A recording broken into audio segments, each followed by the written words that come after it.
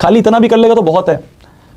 हमारे मास्टर एक चीज़ कहते थे, जो हमारी 11वीं में एक टीचर थे, वो एक चीज़ कहते थे कि क्लास के बाद, हमारी क्लास का टाइम होता था, हमारी क्लास दोपहर में होती थी, मतलब 1 बजे से लेके शाम के 7 बजे तक। तो 1 बजे से 7 बजे तक तो हमारी क्लास में चले जाते थे, कोचिंग में चले जाते थे। बाद में हमारा दिन का टाइम बचता था, दिन में हमारे पास टाइम मिलता था करीब 5-6 घंटे मिलते थे। हमें 5-6 घंटे हमारे स्पेयर होते थे। अगर कोई रात को लेट तक उठा हुआ है तो 3-4 घंटे और, मतलब तुम ये मान सकते हो पढ़ाई के लिए हमें मोटे मोटे 6 से 7 घंटे मिल जाते थे। ठीक है, तो हमारे टीचर ये कहते थे नोट्स का रिवीजन, तो एक तो जो क्लास में पढ़ाया जा रहा है वो नोट्स, जैसे मैं तुम्हें क्लास में पढ़ाता हूं उसका रिवीजन। ठीक है, डीपीपी, वहां पे भी हमें रेगुलर डीपीपी मिलती थी, वो डीपीपी का ही कॉन्सेप्ट है जो मैं तुम्हारे को डालता हूं। ठीक है, तुम ये देखोगे कि जो मैं यहाँ पे तुम्हारे को डीपीपी करवाऊंगा ना, जो मैं डीपीपी तुम्हें दूंगा आगे, अभी तो स्टार्ट हुआ है बैच, जब आगे मैं तुम्हें डीपीपी दूंगा तो उस डीपीपी में ऐसा होगा कि कुछ क्वेश्चंस तो होंगे जो आज की क्लास के हैं और कुछ क्वेश्चंस होंगे जो पिछले चैप्टर्स के हैं, जिससे तुम्हारा साइड बाय साइड पिछला चैप्टर भी रिवाइज होता रहे। मान लो अगर हम 6ठे चैप्टर पे हैं तो 6ठे चैप्टर पे जिस दिन पे मैं तुम्हें डीपीपी दूंगा ना, 6ठे चैप्टर के दिन पे, उस डीपीपी में तुम देखोगे चैप्टर नंबर 1, 2, 3, 4 सबके क्वेश्चंस हैं, जिससे इनडायरेक्टली हमारा 1, 2, 3, 4 भी रिवाइज होता रहे। तो हमारी डीपीपी वैसे मिलती थी वहां पे भी। तो वही कॉन्सेप्ट मैंने यहाँ पे रेप्लिका उठा के तुम्हें 10th में करवा रहा हूँ। तुम देखोगे अभी आगे जब डीपीपी आएगी तो हम ऐसे करेंगे। तो हमारा टीचर ये कहता था कि नोट्स का रिवीजन पहला काम, डीपीपी वाला होमवर्क, और मॉड्यूल में से कुछ क्वेश्चंस देते थे। मॉड्यूल जो है, मॉड्यूल का जो होमवर्क है वो। तो हमारे टीचर कहते थे कि अगर एक बच्चे को ये सब करने के बाद भी एक्स्ट्रा टाइम मिल रहा है, इतना सब करने के बाद भी एक्स्ट्रा टाइम मिल रहा है कि वो और बुक्स कर पा रहा है, तो मतलब वो ये चीजें अच्छे से नहीं कर रहा है, मतलब वो ये 3 चीजें भी अच्छे से नहीं कर रहा है, वो इसमें भी से मक्कारी कर रहा है, टाइम पास कर रहा है, जल्दी जल्दी से खत्म करके और बुक्स पे भाग रहा है। अरे इसके अलावा तुम्हें टाइम ही नहीं मिलेगा और चीजों पे तुम भागो, इसी में पूरा दिन निकल जाएगा, इसी में यही इतनी एक्सटेंसिव, इतनी इंपॉर्टेंट है, इतनी ज्यादा टफ है जो डीपीपी के क्वेश्चन है या जो मॉड्यूल के क्वेश्चन है। अगर तुम्हें एक्स्ट्रा बुक्स करने का टाइम मिल रहा है ना, मतलब तुम कुछ गलती कर रहे हो। और मैं भर भर के एक्स्ट्रा बुक्स कर रहा था, पूरी 11वीं मेरी ऐसी निकल गई थी, पूरी 11वीं ऐसी निकल गई थी। पूरी 11वीं में इधर भागता रहा, कभी वो बुक कर लो, ये बुक कर लो, ये बुक कर लो। एंड में जाके मेरे को समझ में आया कि यार जो कोचिंग वाले बोल रहे हैं सिर्फ उतना भी कर लोगे ना तो भी तुम अपनी क्लास के 99% बच्चों से आगे होगे, क्योंकि 99% बच्चे तो वो भी नहीं कर रहे हैं, 99% बच्चे तो और 100 चीज़ों पे भाग रहे हैं। अगर किसी जगह पे पैसे दिए हैं, एडमिशन लिया है, तो उसमें विश्वास रखो। समझ पा रहे हो मेरी बात को, है ना? अब आगे तुम जाओगे, तुम जेई की कोचिंग लोगे, नीट की कोचिंग लोगे, है ना, जहाँ पे भी जाओगे वो पूरी रिसर्च करके तुम उसमें एडमिशन लेना।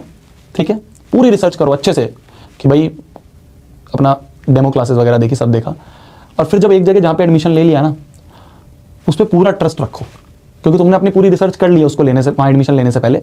अब उस पर पूरा ट्रस्ट रखो। दिक्कत ये होती है हम कंपैरिजन करते हैं, मैं भी यही करता था, मैं भी ये सोचता था कि यार वो बच्चा तो ये भी बुक कर रहा है, मैं भी करूंगा, वो बच्चा तो ये भी बुक कर रहा है, मैं भी करूंगा, उस बच्चे ने ये टेस्ट सीरीज ले रखी है, मैं भी लूंगा, उस बच्चे ने ये मॉड्यूल ले रखी है, मैं भी लूंगा। मतलब कोटा में ऐसा होता है कि कुछ ऐसे शानदार बच्चे होते हैं, कुछ ऐसे खुराफाती बच्चे होते हैं, जैसे मैं भी था, कि वो एक कोचिंग में, और वो क्या करते हैं, उस कोचिंग पे तो विश्वास करेंगे नहीं, उसके अलावा वहां की और 5-6 कोचिंग्स के मॉड्यूल और खरीद लेंगे, पैसा खर्च करेंगे कि मैं तो सॉरी करूंगा। अबे जो तेरी कोचिंग के पहले उतनी कर ले, अगर तेरे को उसके बाद भी एक्स्ट्रा टाइम मिल रहा है मतलब तू कुछ गलती कर रहा है। मैंने पूरी 11वीं यही गलती करी है। मैं तुम्हें हर बार बोलता हूँ ना, सिर्फ 3 चीजें करनी है, सिर्फ 3 चीजें, नोट्स रिवाइज करना है, जो होमवर्क दे रहा हूँ वो करना है, और डीपीपी करनी है, बस और कुछ नहीं करना। जितनी 100 बुक्स तुम देख रहे हो, जितनी 100 सैंपल पेपर तुम देख रहे हो, जितने 100 क्वेश्चन बैंक तुम देख रहे हो ना, सारे हमने पढ़ रखे हैं। उन्हीं में से ही जो इंपॉर्टेंट होता है वो हम अपनी डीपीपी में, अपने टेस्ट में डाल देते हैं। तो तुम इसको भी सीरियसली करोगे तो तुम बहुत आगे चले जाओगे, क्योंकि मैक्सिमम बच्चे इस पर विश्वास नहीं रखते हैं। बच्चे वही है ना, grass is greener on the other side. हमें ऐसा लगता है उधर बहुत कुछ फायदा दिख रहा है, जहां पे हम आज बैठे हैं, जिस बेस्ट कोचिंग में आज हम बैठे हैं, होता है टाइम पास है।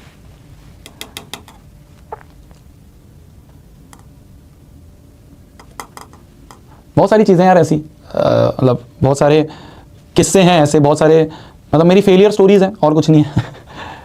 बट कहा यह जाता है कि इस बात को ध्यान से समझना, एक फेलियर जितना तुम्हें सिखा देगा ना, एक फेलियर बंदा जितना तुम्हें सिखा देगा उतना तुम्हें टॉपर नहीं सिखा पाएगा। क्योंकि टॉपर तो टॉप करने के तरीके ढूंढ रहा है ना, टॉपर के पास तो टॉप करने के तरीके हैं।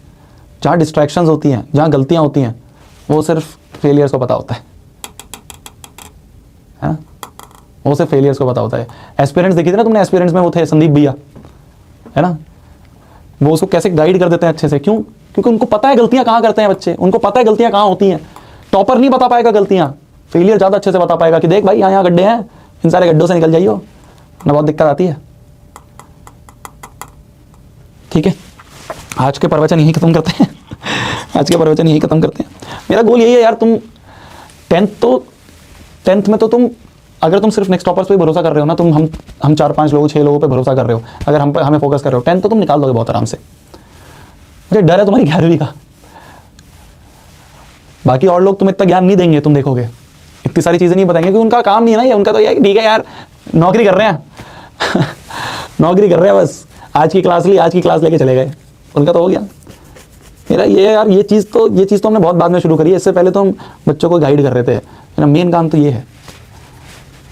अगर मेरे सामने, मैं कह रहा हूँ ना, मेरे सामने अगर 100 बच्चा भी बैठा है तो मेरा ये गोल रहता है कि उस 100 बच्चे को ये दिखे, उस 100 बच्चे का ये फ़ायदा हो कि उसको लगे कि हाँ यार, मैंने यहाँ पे अगर पैसा दिया है, एक्स अमाउंट दिया है, उसका कुछ फ़ायदा मिला, कुछ सीखा। मैं खाली किताबी चीज़ें नहीं सीखी, लाइफ के बारे में चीज़ें सीखी, आगे उसके बारे में चीज़ें सीखी। आज की स्टोरी टाइम यहीं तक है ठीक है, अगली क्लास में और आगे के हम डिस्कशंस करेंगे और आगे की चीज़ें डिस्कस करेंगे। ठीक है, पॉलिनोमियल्स आज खत्म होना चाहिए था, बट कोई बात, कर लेंगे, टाइम है अपने पास। 17 फरवरी तक का टाइम है यार, 17 फरवरी तक हमें साथ में रहना है। 17 फरवरी पता है ना, 17 फरवरी या भूल गए? एग्जाम है तुम्हारा मैथ्स का बोर्ड है। ठीक है जी, गुड नाइट, टेक केयर, खाना खा लो आप भी, मैं भी खाना खा लेता हूँ। मिलते हैं अगली क्लास में। फ्राइडे को आपकी क्लास है, फ्राइडे को अपनी क्लास में बैठेंगे, बातचीत करेंगे। ये तो हो जाएगा यार, कुछ नहीं है, 10th कुछ नहीं है, जितना करवा रहा हूँ उतना पे भरोसा रखो बस। तुम्हें लगेगा बीच बीच में क्या भैया आसान क्वेश्चन करवा रहे हो, अरे वही आसान पूछते हैं तो वो करवा रहा हूँ। जब उस टॉपिक से मुश्किल पूछते नहीं है तो मैं क्यों तुम्हें उसमें मुश्किल करवाऊँ? जहाँ से मुश्किल पूछते हैं वहाँ मुश्किल करवाऊंगा, जहाँ से आसान पूछते हैं वहाँ आसान करवाऊंगा, वो करवाऊंगा जो एग्जाम में आएगा, बस simple. Bye bye bye bye, मिलते हैं bye bye, love you, bye.